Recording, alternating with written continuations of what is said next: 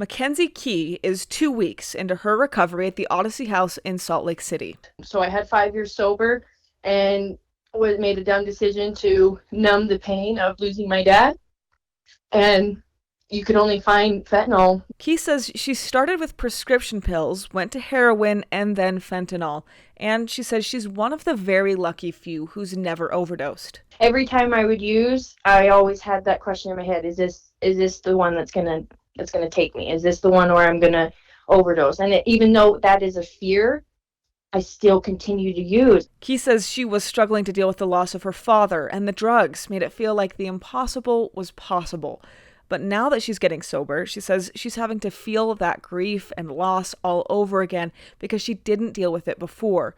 Plus, she has withdrawal symptoms that make it even more painful. Heroin withdrawals are gnarly as is, but fentanyl withdrawals are, like, I swear, a million times worse. Your body, you can barely move, your body hurts, it convulses. Key says she's not ashamed of her story because now that she's recovering, she's proud of where she's come from and where she's going. I'm one of the lucky ones that made it. Amy Kobabe, KSL News Radio. Mackenzie Key is one of the hundreds of people living in the Odyssey House in Salt Lake City.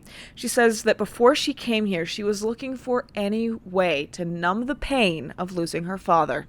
And I couldn't handle it. Key says she's already been through the recovery process. She was addicted to heroin and was 5 years sober when her dad died, so she turned to fentanyl. I didn't have to deal with it. I didn't have to cry, face it, or even acknowledge any emotions because I was just so numb.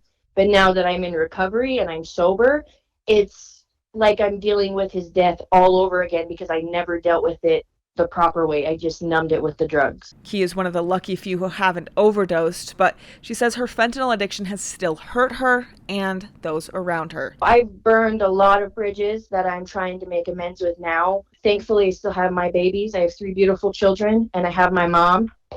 But that's really all I have outside of here because my addiction has screwed up a lot of relationships. Now that Key is going through this recovery and trying to deal with the loss of her dad, she says she's not ashamed of her story. And when asked what's the one thing she wants others to know, she says it's connection that's really helping her. Do not numb that pain with that substance because all you're doing is just hiding it. Amy Kobabe, KSL News Radio.